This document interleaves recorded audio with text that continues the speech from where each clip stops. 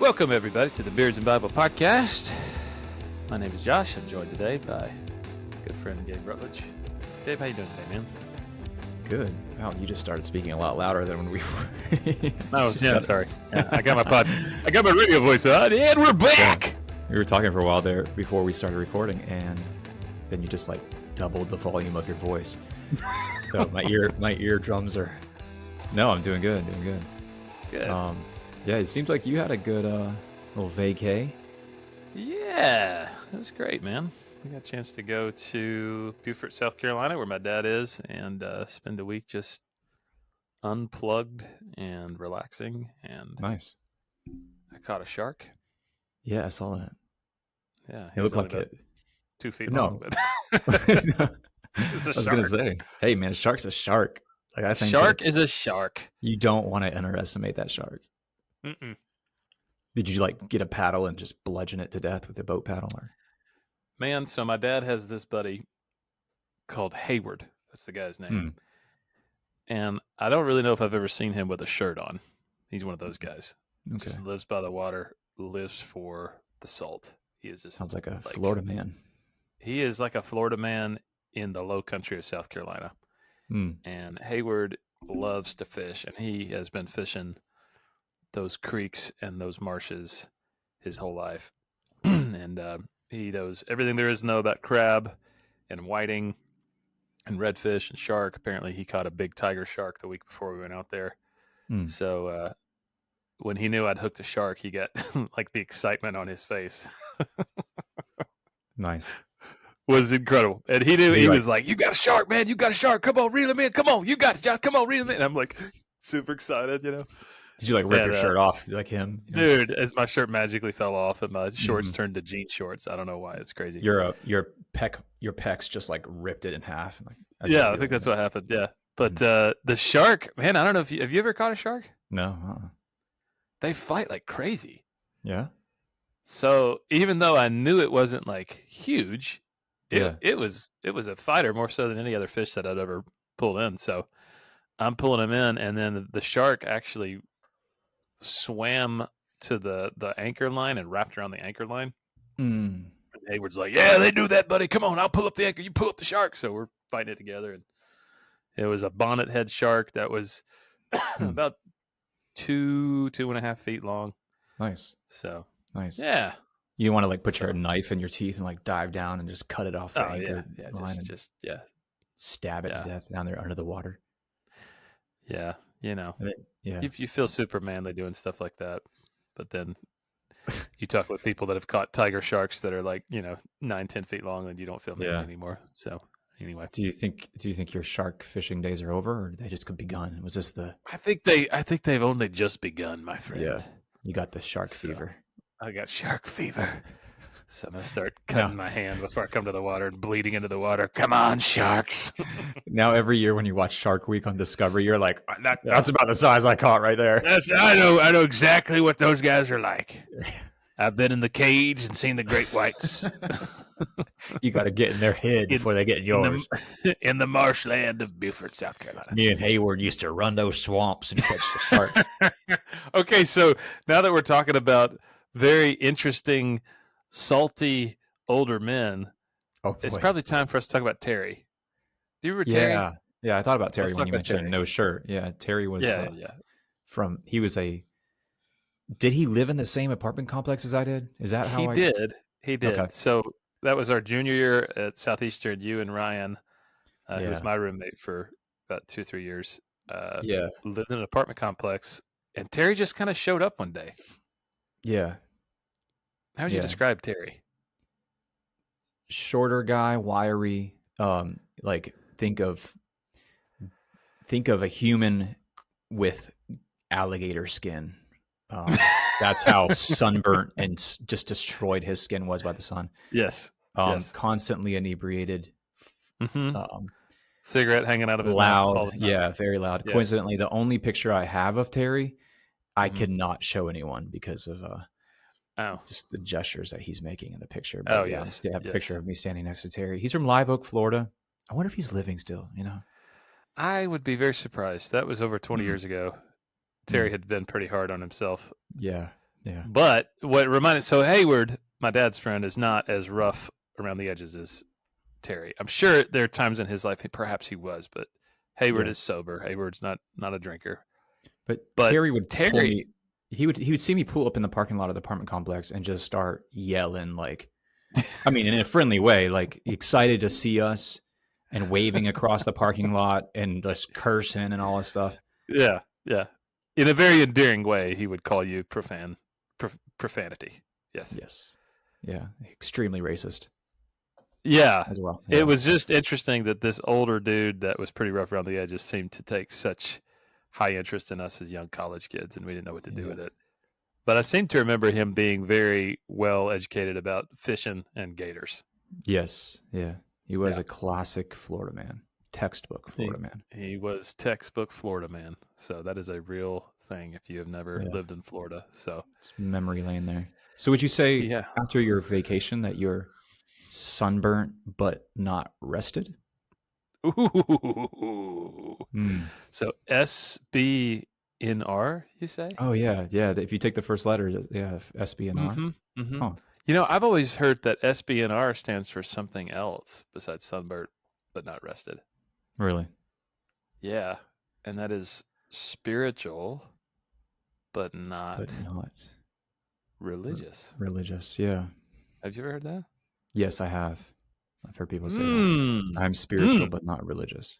Spiritual but not religious. This is an actual religious view that the Pew Research Center had to define and come up with because apparently it's such a common thing now in Western society. Someone who says they are spiritual but they're not religious. And Gabe and I were talking a couple weeks ago. Gabe sent me something related to, was it energy healing? Is that right? Yeah. Something that's moving into the medical world. At least my sister. Explain that to me. I don't. Yeah, talk to me about that. Yeah, I don't know much about it, but my sister who lives on the east coast of Florida was telling me that the hospitals around her are kind of normalizing people going in and using. I mean, I forget what she even called it, but it was like, what did I tell you it was? Energy, positive energy, or something like that. Let me look at my text message to you. But she's saying that it's basically this spiritual practice that they're doing. Is it integrative healing or something? Integrative healing? Yeah. Energy healing or something? Yep. Yeah, I think so. Let me see. Yeah, something like that. I can't find it. Yeah, but it seems like when you sent that to me, and I hadn't really heard of that as much, but the places that I had heard about it from, I've been 100% in like the Eastern mysticism realm, kind of New Age realm, right? And the fact that New Age spirituality is starting to kind of creep into the mainstream, I think is a very, it's kind of a harbinger of like a kind of a mindset that's probably in the next few years going to become more mainstreamed. And it's the mindset of open spirituality. Go ahead. What's it called again? Integrative energy therapy or energy healing. They're practices that are often framed as harmless wellness tools, but when tested against the Bible, raise several red flags. But they call it energy therapy sometimes, or life force energy therapy. A lot of it's based off of like New Age spiritualism, Hinduism, Buddhism. Yeah. That sort of stuff. Yeah.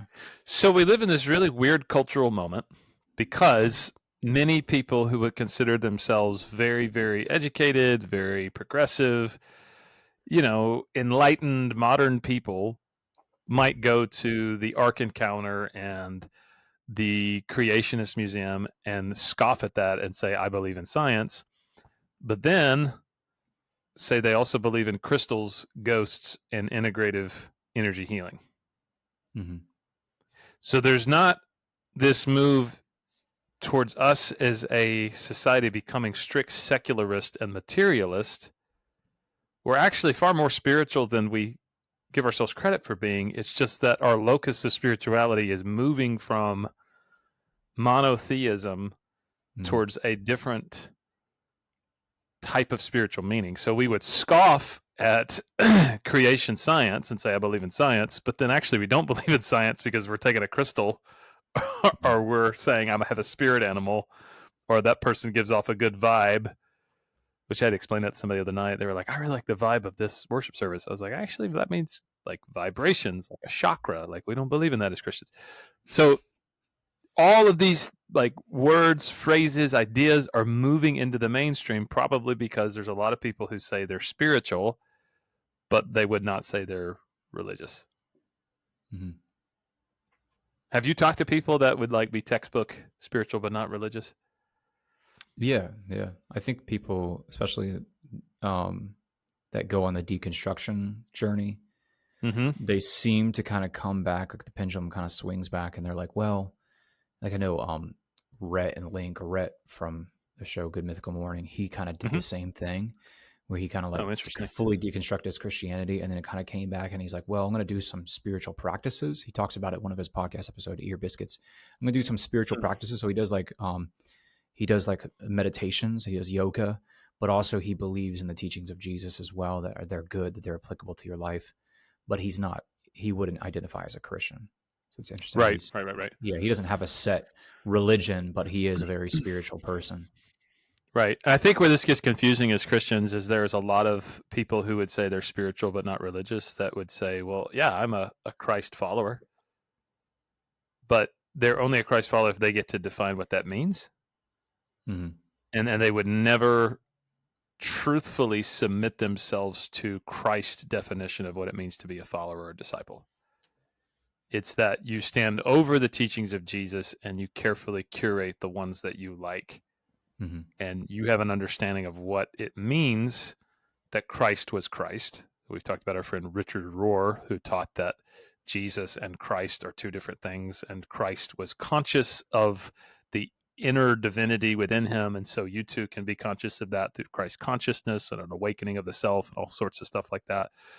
So I think we got to be careful as Christians that somebody may say, yeah, I'm a Jesus follower or I'm a Christian if I get to define what that means. And that's a problem because none of us get to define what that means. Jesus defines that for us. So, right. Yeah, but this is growing. This is kind of moving into the mainstream. I think it's really, really helpful for us to know how prominent it is and how we need to be equipped to understand it and have conversations with people about it. So that's kind of our aim today in today's episode of that. So, a couple of characteristics of SBNR, spiritual not religious. Just a basic definition, and again, Pew Research Forum had to define it because there's so many people that were answering to this. They would not say they are atheist agnostic. They would say, no, I believe in something, but I just wouldn't say I'm religious. And that's kind of what it is. Individuals who consider themselves spiritual or say spirituality is very important to them, but they don't think of themselves as religious or would consider religion very important. So this would be someone that has highly spiritual beliefs, like a belief in souls. So 89% of people who say they're spiritual, not religious, would believe that humans have souls.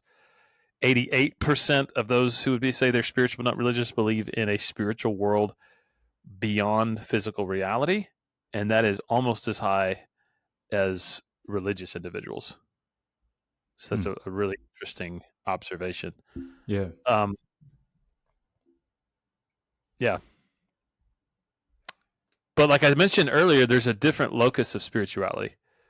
So someone who's religious would find spirituality grounded in a monotheistic God, major monotheistic religions.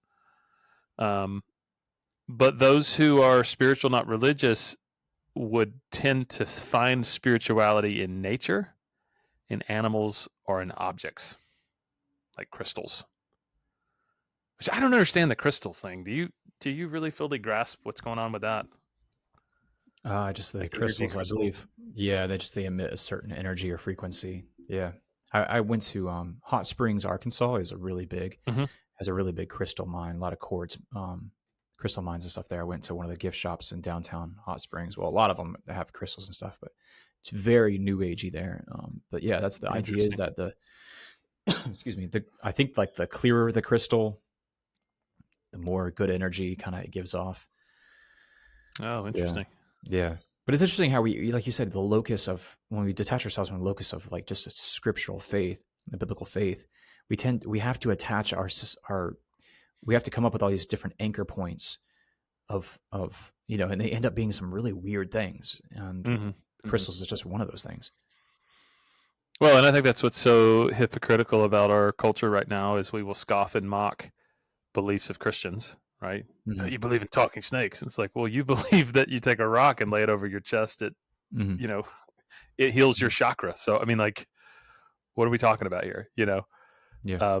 Everyone has to have, if you believe in a spiritual world beyond physical reality, you have to place the locus of spirituality in something. And if it's not in a transcendent God that's over us, then it becomes in other things that's under us or beside us, and that's animals, natures, and objects. Spiritual, not religious people would say there is a low institutional involvement, so only around 2% of them would attend religious services weekly, and only 20% explicitly believe in the God of the Bible, which I find interesting that there's even those who would believe in the God of the Bible. But maybe it's just they believe in the God of the Bible if they get to define what parts of the God of the Bible they believe in, maybe. But really, it is a self-defining, anti-institutional stance. So many people in this category would see institutional religion as restrictive, as inauthentic, as dogmatic, as exclusive, as bigoted, whatever. And so SBNR, spiritual not religious, would reject dogma and say they believe kind of in an experimental, individualized spirituality. Here's a couple quotes from Reddit I found interesting. These are from people who are spiritual but not religious. Being but not religious just means that one is not affiliated with or beholden to any one particular institutional religious doctrine. Another quote from Reddit, it means they believe in some kind of spiritual realm, but don't follow a religion that encompasses a spiritual realm. What do you suppose they mean by that? I don't really grasp fully what that means. I have no idea. Yeah. A religion that encompasses a spiritual, like a religion that claims to fully understand a spiritual realm, maybe? Maybe. Yeah. I wonder too how much of this is kind of a reaction. The Christianity, especially the United States of America, and some of the more fringy sides, like in the back alleys of non-denominational charismatic Christianity, there's kind of a blurring of a line sometimes between spirituality and true biblical, I would say, like, Christianity that fits around the main fundamentals, I guess we could say, orthodox tenets of Christianity. I'm not saying Eastern Orthodox, obviously, but sure. You see this almost blurring of the lines, and you see some people kind of get into some of the weeds of like, okay, you're moving into some odd realms now of treating certain aspects of our faith as, like talisman or good luck charms and things like that. And or even weave in things that are clearly aspects of Eastern mysticism into your, but it's almost like this, it's almost like anti-institutional Christianity or anti-institutionalism, almost to like its fullest extent, I guess. Right. Yeah. So almost like when this is back to a bigger conversation, and we could take a detour here if you want. We've talked about the negative viewpoints of Protestantism by those within the Roman Catholic circles and Eastern Orthodox circles, that Protestantism is basically the wild, wild west where we curate a form of spirituality that is just so detached from a standard of truth that it tends to just be anything goes. Is this what the Catholics are afraid of? Yes, that is one of the things that people who attend or are moving towards more traditional yet unbiblical expressions of Christianity. Yes, I think this is one of the fears they have. This is one of the reactions. It's propelling them in that direction, is that there's this fear that Christianity is just kind of if left unchecked, will become kind of the Wild West of everyone interpret and do as they please, kind of like in the days of the judges, like everyone did what was right in their eyes. Right. So, yeah. Yeah, and as a Protestant, we would say, as long as Scripture is our guidepost, that we won't be misled into this. But that's another discussion for another day. So, right. So let's talk about prevalence. How prevalent is this? Well, 70% of U.S. adults would say that they are spiritual in some way. So that means anyone who is religious, secular, in between. You'd say anyone who has spiritual beliefs. That's about 70% of U.S. adults. So we really don't have as many atheists and agnostics in the U.S. as you would have in Europe or in other places. But 22% of that 70% would describe themselves as spiritual but not religious. So that's one survey. There's a couple of different surveys I'm going to read in terms of how prevalent this is. Another survey would break it down to say 48% are religious and spiritual, 10% are religious but not spiritual, and 21% are neither spiritual nor religious. That's here in the U.S. So I don't understand the religious but not spiritual. Yeah, that's interesting. And then there's a Gallup poll that happened in July of 2023 that would say 33% of Americans identify as spiritual but not religious. So 1 in 3.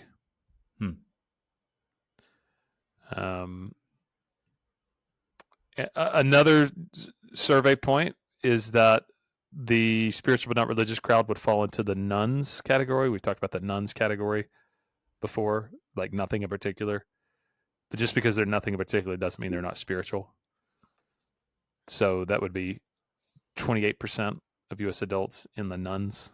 So, yeah, that'd be an interesting thing to think through. Kind of self-reporting, I think, would be a different data point disruptor, right? Someone would say, well, I'm religious, but really I'm picking whatever I want, right? But really, this is what's interesting. Spiritual but not religious is far more common among younger adults than it is older adults. So aged 18 to 29 who are in the none category, so they're not religious, but what are you? 43% of U.S. adults who are in the aged 18 to 29 in that none category would say they are spiritual but not religious. And that's here in the U.S. Here's what's fascinating, and we've talked about what's happening in the U.K. In the U.K., 82% of Gen Z would describe themselves as spiritual, which is remarkably higher than older generations in the UK. So if you are listening from the UK, you probably know this far more than we would here in the US, because a lot more young adults in the UK would say this would describe how they view reality. And that is, they are very spiritual. They're open to spiritual things, but they would not say that they are religious in any way. So interesting. Any thoughts about just the prevalence of it, Gabe? Any anecdotal thoughts? Do you feel like you've run into people who would fall into that? Yeah, I definitely run into people. Even here in Dothan, Alabama, I've run into people who say I believe in the spiritual realm, but I don't practice any religion. Yeah. I think it's kind of, sometimes it's used as like a cop out, having a real meaningful conversation about your existence and why you're here, and right, but also it's kind of, it kind of plays to this cultural phenomenon right now we have, which is kind of like, hey, live and let live. If I don't embrace any particular religion or code of ethics or anything, I can kind of have my cake and eat it too. I can believe in the spiritual realm. I can believe in a higher powers. I can kind of do what I want, and I don't have to be analytical of my own lifestyle or other people's lifestyle. Sure. Yeah, and you mentioned that verse in the Day of the Judges. In those days, everyone did what was right in their own eyes. I feel like that's kind of where we're at, right? So we're going to look at 6 common aspects of spiritual but not religious. And Gabe, I can't remember what we discussed. Are you odds or evens? I'll take odds. I'll take odds for 500, Alex. All right, so we're going to go through each of these, and the way that I've kind of as I've gone through this, I think this is almost like a tower. Mm-hmm. And the first point, I think, is the bedrock. And the last point is like the tip of the tower, or we could see it as an iceberg, right?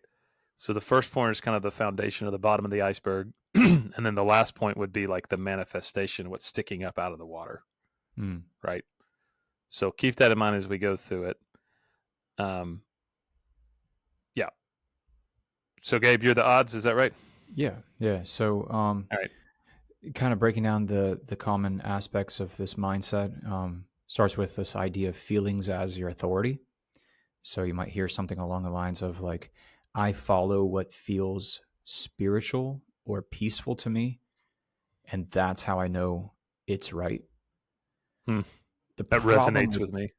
Yeah, we're very feelings. Mm-hmm. The problem with that is there's a problem of subjectivity. So feelings obviously are inconsistent and differ from person to person. What feels right to me might feel wrong to you, and vice versa. Mm-hmm. So right there, we have this unreliable foundation for truth. Also, there's an epistemological weakness. I almost couldn't say that word. Feelings, epistemological. Epistemological feelings don't guarantee truth. Right? They just reflect our perception and not reality. Let's define epistemology. Epistemology would be how we know reality, how we know knowledge. Mm-hmm. Yeah. So feelings would not be the thing that would show us reality. Right. I can feel like you're attacking me, right? Mm-hmm. But that doesn't make it true. You aren't. Right. I just feel that way. I perceive it to be that way. Stacy and I oftentimes, when talking about something that might be a little bit of a disagreement on, she'll say, "Why are you yelling at me?" And I'm like, "I'm not yelling. I'm using a very normal tone of voice." She's like, "Well, it sounds like you're yelling at me. Your tone of voice feels like you're attacking me." And the first couple of years of our marriage, that was kind of the thing. I had this like really stern, serious, kind of intense tone of voice, and she perceived it as me personally attacking her or yelling at her or belittling her. But I'm like, no, listen, that's just how I talk. And we kind of had to give and take on that. But yeah, it reveals, it's an example of how feelings and perceptions cannot be reality. But also there's this practical instability if you're basing your feelings as your authority. If morality or truth changes with those feelings, society becomes chaotic because there's no shared standard. So it's kind of relative and it's evolutionary based on people's overall feelings. And but there's some scripture to back this up. Jeremiah 17:9 says, "The heart is deceitful above all things and desperately sick. Who can understand it?" And John 17:17, Jesus says, "Sanctify them in truth. Your word is truth." So notice he's not saying, validate their feelings. Their feelings are what's going to guide them. It's saying your word is truth. So sanctify them in your word. In other words, our feelings, our thoughts, our mind, it all needs to come under conformity and under subjection to Scripture. So some follow-up questions we could ask if someone presents that in that way is, what happens when what feels good to you hurts someone else? Whose feelings wins then, right? Or you could ask, do you think truth should change every time your feelings do? This is a common thing, especially I think in, ages 16 to 25. I think a lot of people in that age demographic will say, I just do what feels good or what my heart leads me to do. And it's a very popular thing to say. It's a very non-judgmental, very non-committal way to say this is what is guiding me. Yeah, and I think in the, we see outcroppings of this, right? We see manifestations of this. I would say probably one of the most hot button ones is the gender ideology movement, right? Yeah, yeah. But again, the foundation of the gender ideology movement is feelings as authority, right? I feel that I am a whatever, even though my biology would reflect something very different. I follow what feels right to me, what feels peaceful to me, what resonates with me. That's how I know it's right, because I feel this way, right? And so really that's not just the foundations for the gender ideology movement, that's the foundation for a lot of things that we're seeing kind of the outcropping of in our culture. And obviously there's some philosophical inconsistencies with that, as we mentioned earlier, but I think that's kind of the base. That's the foundation. We start with that, right? If we're building a tower, we're building an iceberg. Foundation for understanding this is feelings are the most important thing for some folks when it comes to this idea. Is that fair?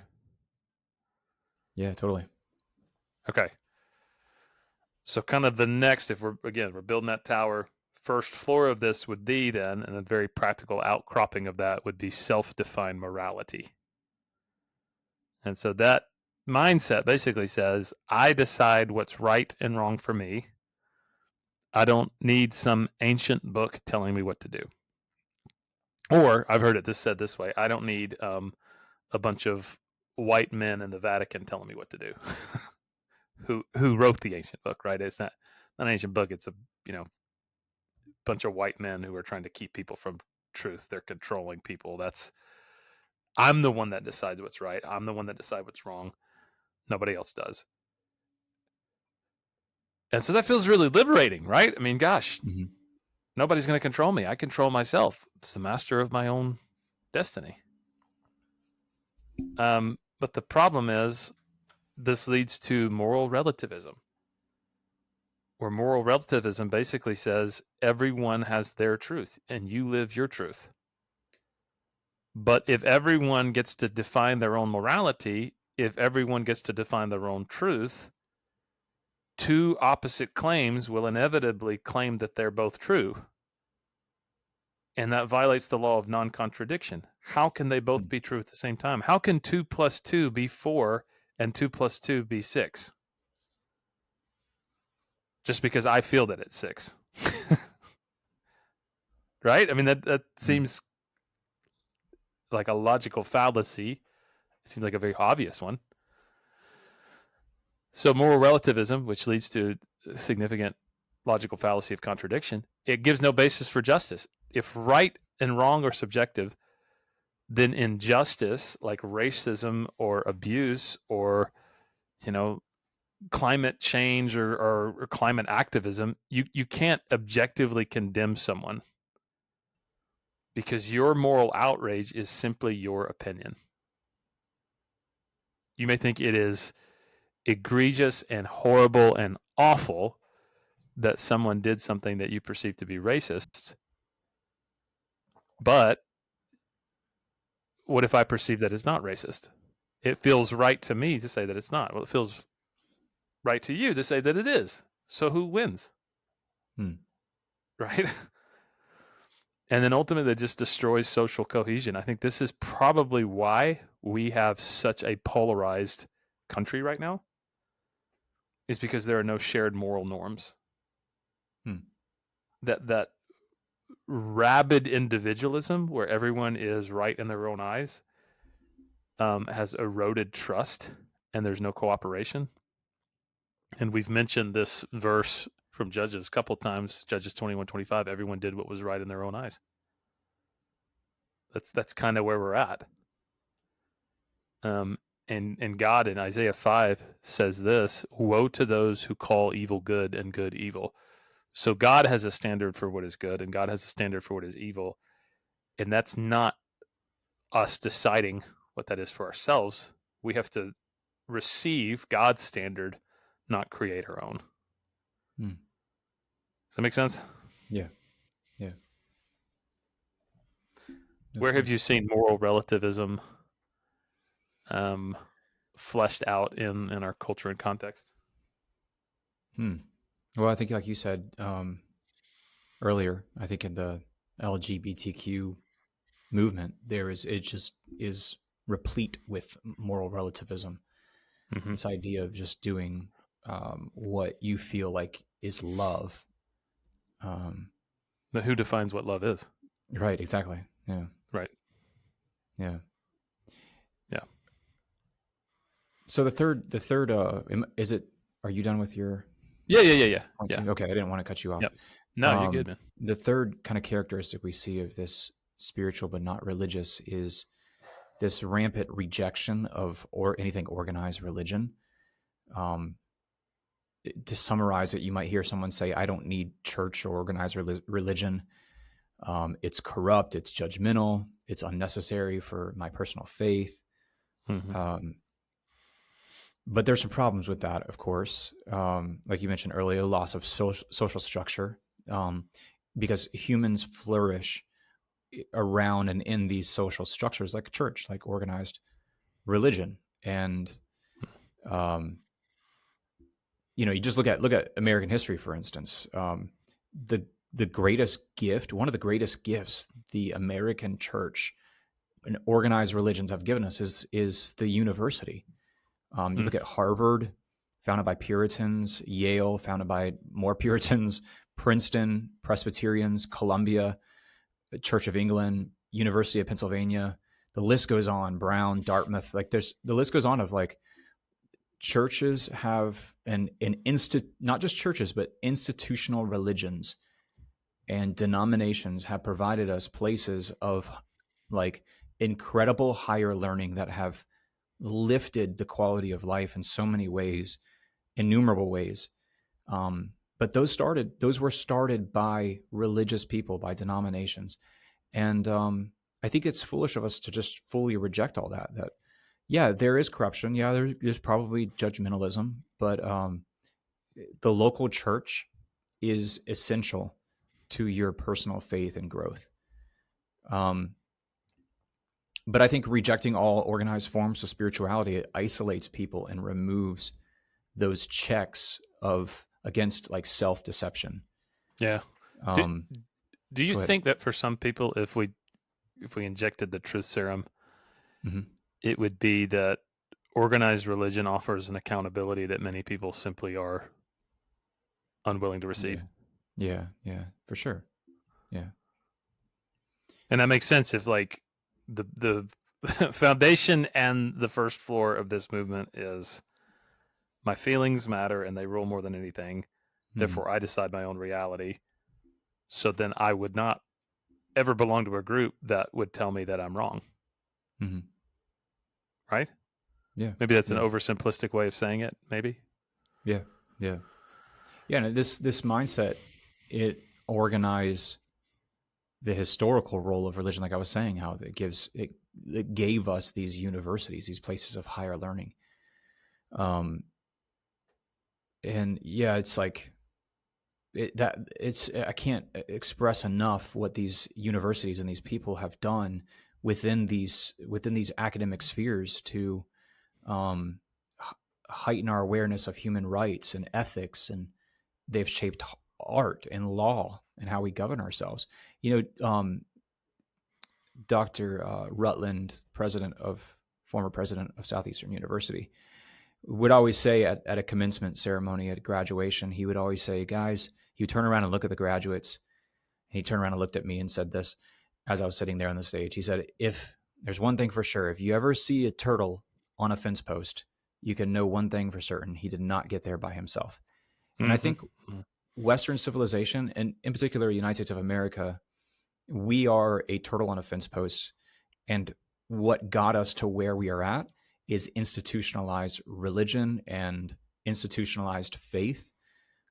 Everyone having a shared social value that humans are made in the likeness of our creator.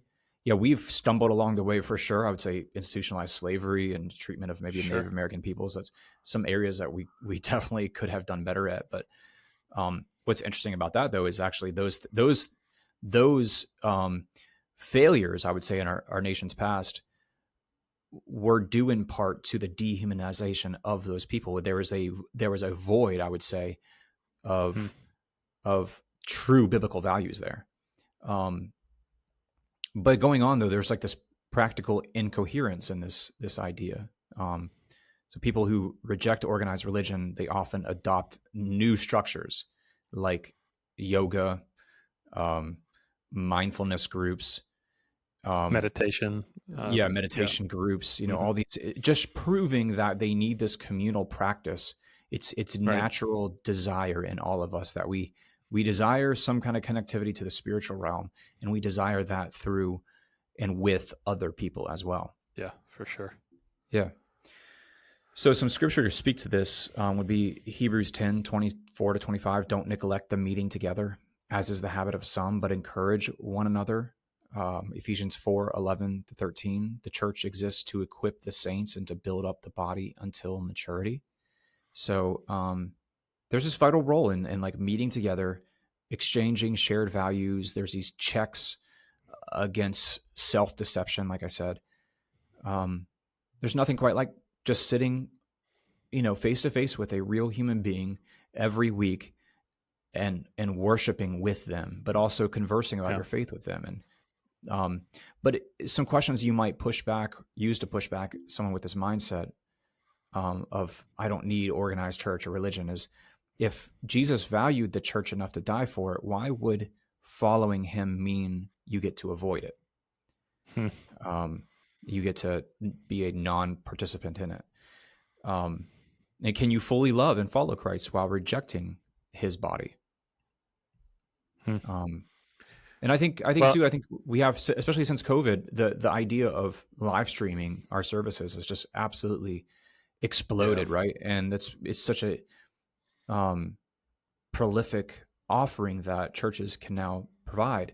And I think there's this mentality that, well, I can just watch a live stream of so and so, and that checks that box. But I think that's there's nothing like having a real life in-person church congregation that you attend, and you have to rub shoulders with somebody who is a fallen, broken human being, and you're being taught the Bible from a fallible, broken, fallen human being as well.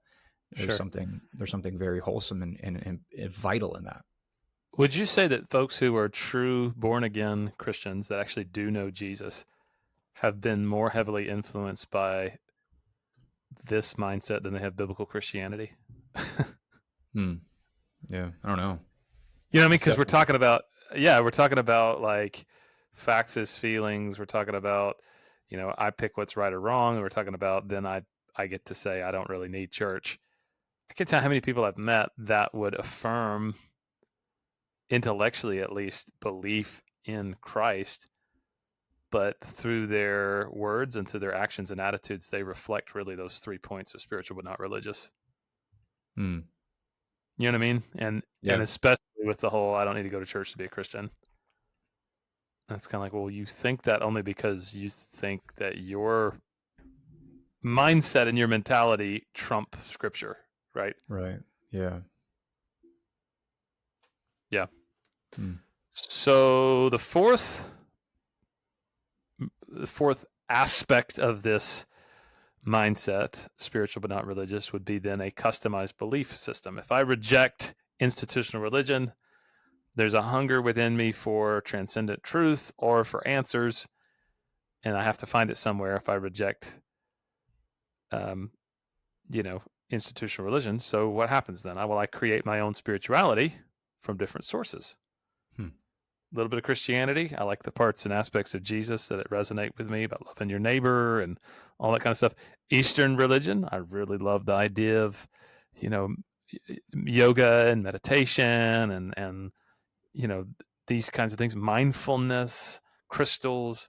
So it basically becomes like this salad bar, and I go down the salad bar and just pick little parts of it and pieces of it that I like. And I create this kind of carefully curated belief system that is based solely on what feels good to me and what resonates with me, not on what is actually true or untrue. And so here's why that's problematic. Reality exists independent of our own personal likes. Like if you were to say, I don't prefer the law of gravity, Well, gravity doesn't care, right? Right. I don't prefer to believe that this happened or that happened, or this was this or that was that. Like that doesn't matter, because that's not really how it works with truth. Like, truth is truth whether you like it or you don't. Mm-hmm. So truth can't be constructed by preference. The second thing is, it creates all sorts of problems when you start combining ideas from all these multiple systems. So you can't really believe in reincarnation and resurrection, because resurrection means you die and then you're raised up by God. Reincarnation means you die and then you come back as something else. You can't believe in pantheism, where God is everywhere, and then monotheism. Well, no, there's only one God over all things. So there's this logically incoherent worldview. And then more than anything, when you do that, when you take your plate and you go down the salad bar of religion and you start kind of picking a little bit from here, a little bit from here, a little bit from here, a little bit from here, what ends up happening is ultimately you build a mindset that has no corrective mechanism. So there's no external standard to say that you're wrong or to hold you accountable. And so basically this leads to people kind of becoming their own gods. Yeah. And reinforcing their own biases. And there's confirmation bias, there's intellectual isolationism. And this becomes exceptionally problematic, because that means you're magically never wrong. And none of those belief systems are going to tell you no most of the time, because you're going to only pick the ones that feel good to you. Do you see this happening? Have you seen people that do this? Yeah, totally. So Proverbs 14:12 says there's a way that seems right to a man, but its end is the way to death. 2 Timothy 4:3, we're warned that a time is coming when people will not endure sound teaching, but having itching ears, they will accumulate for themselves teachers to suit their own passions. And so I think just some questions. Would you trust a doctor who only told you what you wanted to hear? Why do you do that with your soul, right? If you're only picking what feels right, how do you know that it's actually true and not just comfortable? And I think we're starting to see the iceberg kind of poke out of the water. When you start seeing some people go down the salad bar of religion, you know that there's a bedrock, and the bedrock is the authority of personal feelings above anything else. And the manifestation of that is the salad bar of religion, where we have this customized, personally curated belief system. So, yeah. So the fifth kind of characteristic we see with a spiritual but not religious is a synchronization of different spiritual practices with their spirituality. This is sometimes called syncretism. Sometimes they're called accretions. That's more someone that's within the church. Has movements have this like they adopt foreign practices, non-biblical practices into their faith. But it's this idea. It says like, I use crystals, horoscopes, energy healing, yoga, or other spiritual tools to feel balanced, protected, and connected to the universe. There's a few problems with this, obviously. It gives you the illusion of control, right? So assuming crystals, energy healing, horoscopes can actually influence outcomes is like a way of this magical thinking. It's confusing correlation with causation without evidence. So like a way of saying, there was a person in my office that I had a crush on. I liked them, and then I cast the spell, and then they looked at me and said, "Good morning." It's the crystal, right? Maybe not. Yeah. Well, and I'll say that too. And I'm sorry, I keep interrupting you. No, you're fine. Isn't the whole point of us pursuing transcendence to understand that there's something out there bigger than us, right? So if we are the ones controlling it, then is it really bigger than us? And is it really all that transcendent?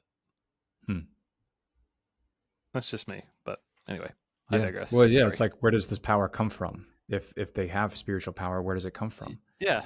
And if I can control it, is it really worthy of my worship? Yeah. Yeah. Yeah. So, but many of these practices have or presuppose contradictory metaphysical claims. So, like, horoscopes rely on determinism. Energy healing assumes like free flowing life energy.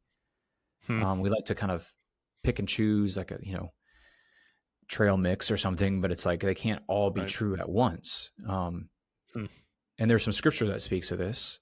Like, I would start with Deuteronomy 12:3-4. It says, "Tear down their altars, smash their sacred stones, burn their Asherah poles." This is God talking to Israel before they go into the land of Israel, the land of Canaan. And it says, "Cut down their idols of their gods and wipe out their names from those places. You shall not worship the Lord your God in the way they worship their gods."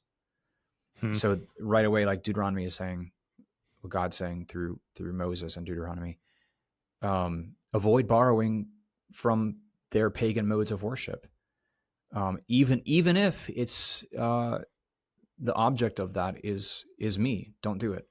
And Deuteronomy 18 goes on, "There shall not be found among you anyone who practices divination or tells fortunes, for whoever does these things is an abomination to the Lord." And then we see in the prophets, Isaiah echoes this in Isaiah 47, "You are wearied with your many counsels. Let them stand forth and save you. Those who divide the heavens, who gaze at the stars." In other words, fine, if you want to rely on those counsels, those false gods, those idols, let them save you then. Then Paul speaks of this in Colossians 2. "See to it that no one takes you captive by philosophy or empty deceit, according to human tradition." So we see this as kind of like this theme that runs all throughout the Bible. And even into modern times today, we have this problem of empty deceit or vain human tradition that we would prefer to grab onto than the truth of God's word. So some questions you might use to push back at someone with this is, if crystals or horoscopes really hold spiritual power, then what's the source of that power? And can you trust it even? So many times I've seen people, so many times, probably just a handful of times, I've seen people who, like in Uganda, one time I saw this lady, she said her son was really sick and he couldn't get over it. Thought maybe it was like malaria or something. She goes to a local witch doctor, gets some roots and some different things, and starts saying these seances over their home. And then it's like, yeah, she grabs on this spiritual power, but then it ends up inviting the demonic oppression into her home. And now the kid is waking up with like scratches on his neck and on his chest, and he doesn't remember where it came from. And that it's just like, yeah, it's like, can you trust these things? Or are you opening up these realms that you don't want to be opening up and giving license into your life? And you could ask, do you want connection with God, or are you just kind of so some kind of spiritual energy that you can control? It's if the God of the Bible claims authority over all creation, why look to the things that have been created for what only the Creator can give you? Those are kind of some good pushback questions on someone who would be going down that road. And I think here's what's so crazy is that there would be some people who would say that they believe in Jesus and the God of the Bible, but they're still dabbling in this syncretistic spirituality. Yeah. Right. Yeah. Yeah. I mean, I just had a few years ago, I had a guy come forward to me very humbly and repentantly say, he'd been attending our congregation for a handful of years. He said, "Man, I have to repent. I've been dabbling with tarot cards." And I just felt like I needed to have a closer connection to God or the spiritual realm. My wife and I have been dabbling in this, and he's like, we threw him away. But I felt like I needed to say that to you to get it off my chest. Wow. I'm like, wow, man, how? But in those moments, it's hard to not have this spirit of condemnation towards someone like that.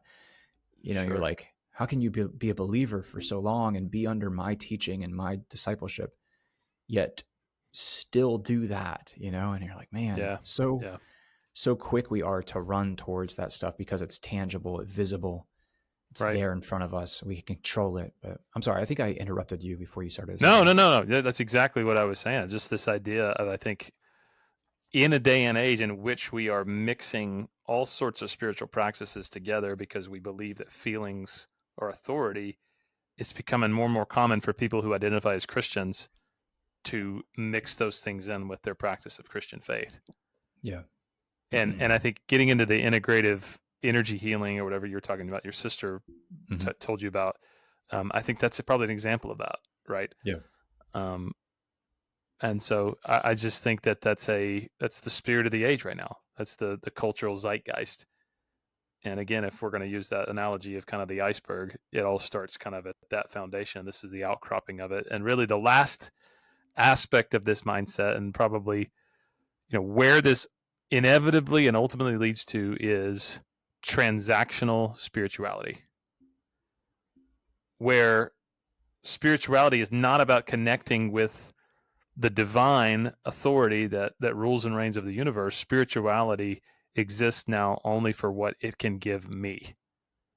That it exists for my peace, my clarity, my healing, for me to find purpose. And so there's this like unbelievable reductionism where spirituality now is simply a product that I consume rather than a pursuit of truth or ultimate reality. And if it's just a product that I consume, then that undermines genuine transcendence.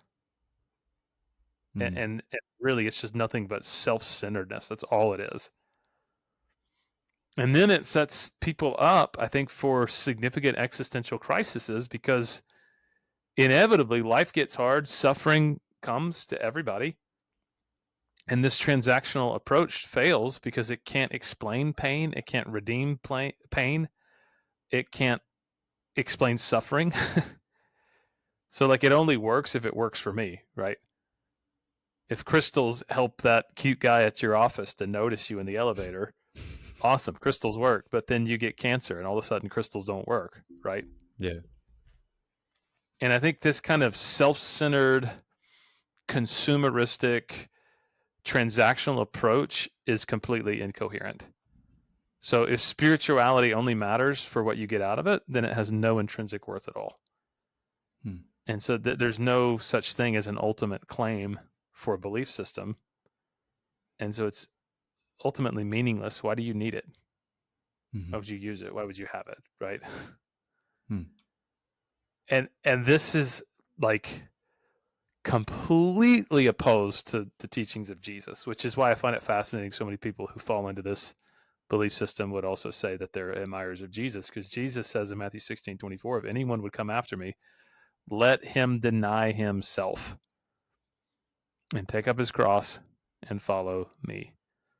Not let him use a little bit of my teachings to give him personal peace. Right. And then John 6:26, Jesus rebukes those who followed him for bread instead of for truth. So I think some questions to think about for somebody who's in this mindset is, if God didn't give you what you wanted, would he still be worth following? And do you want God, or you just want some gifts that he can give you? The warm fuzzies. Right. So Gabe, landing the plane, we don't have to go over everything in the show notes for this, but let's answer me this. How could this be a good thing for the church that this mindset is prevalent? And how could this be a challenge for the church that this mindset is prevalent?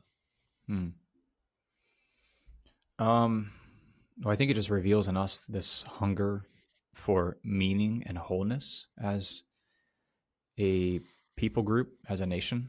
And I think people like you and I can identify that and harness that. And doing podcast episodes like this, being a voice in this sea of voices on the internet that are saying otherwise, we can be a voice of biblical reason, biblical literacy, and biblical faith.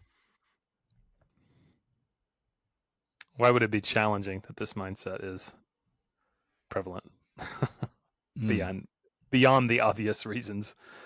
Yeah. Well, I think there's this overarching kind of suspicion of institutions and churches and denominations and and rightly so. Honestly, that's a valid suspicion. There are some goofy things. There are some corrupt things. But I think that suspicion makes it hard for people like you and I to rein people back in and saying, hey, give this a shot. Give an organized faith, a religion, a second chance, or this isn't, what you see on TV. Those are just some of the extremes. Those are the caricatures of it all, what you see on the internet. But yeah, that's kind of the challenge that we have to overcome.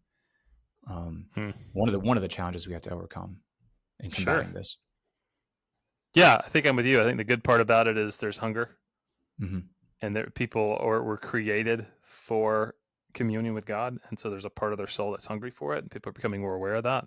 Yeah, I think the challenge is, though, the feelings over truth mindset is so baked into people. Yeah, especially in the younger generation. They've been raised by like Disney theology, right. The Princess Elsa theology, no right, no wrong, no rules for me, let it go, Yeah. So it's so baked in, follow your heart. If it feels good, if it resonates with you, it has to be true. And I think helping people unlearn that is so incredibly challenging. Yeah. Yeah. So, really is. But at the same time, I think we have an incredible opportunity, especially in the younger generation, to capitalize on hunger with something that's far more substantive. How do you say that word, Gabe? Substantive. Substacative. Substantiation. Meaty. Something that's far meatier. Yeah. Speaking of which, I had a delicious sandwich before we started, but you haven't had lunch yet, have you? I have not. No. Are you hungry? I did have a cup of coffee. Is that usually? Yeah, I am hungry. I am. What are you having for lunch, hungry, there, bud? Hungry for truth. I don't know. I'm at home, obviously, so I try to run home for lunch and just eat leftovers from the prior night, I think. Yeah. Okay. Yeah. Well, I hope your lunch is just as fulfilling for your stomach as the bread of life is for your soul. Speaking of hungry, I'm going to just say this on the air here. Someone in my friend group recommended that we do an episode on Ozempic and the use of Ozempic. Ozempic. Wow. What makes us qualified to talk about Ozempic? I have no idea. Well, okay, so you could look at the book of Revelation. There's the usage of the Greek word pharmakia, which is where we get the word pharmacy from. It's this idea of like literally using drugs to put you in a trance-like state, but also I think there is this over-reliance on pharmaceuticals in the United States of America that there's a place and a time for them, but it'd be interesting to unpack that. But maybe we could pull in a guest. Hang on, here's a guest host. Yeah, I'm here, and I'm here to talk about. That's terrible. I should probably go away. RFK Jr. He went away. He's was that RFK Jr.? Okay. Yeah, it was. Yeah, he's just I'm still here. Ozempic is not the. Oh, I asked him to step away from the microphone. So maybe we will. I think if we did that, I would want to talk with someone who knew a little bit more about it than we do. Sure. Yeah. And I want to bring in a guest that knows like nutrition science and then also like the psychology of like behavioral psychology, like this idea of like, because really I think my understanding of it is that's more or less designed to curb a certain behavior than it is to make you healthy. And so what nutritionists are concerned about is that it actually isn't making anybody healthier. It's making them more and more unhealthy, but it's curbing a certain behavior that would lead to overeating. Yeah. But at what cost, right?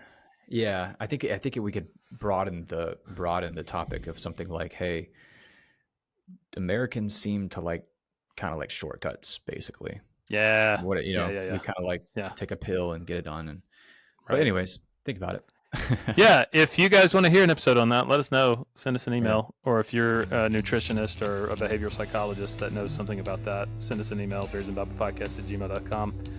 or leave us a YouTube comment. We would love to hear if that's what you want to hear. And as always, if you have other questions or show suggestions, reach out to us as well. We'd love to hear about it. So, yeah. Gabe, have a good lunch, my friend. Yeah, thank you. I will. All right. We'll talk to you later. Bye-bye.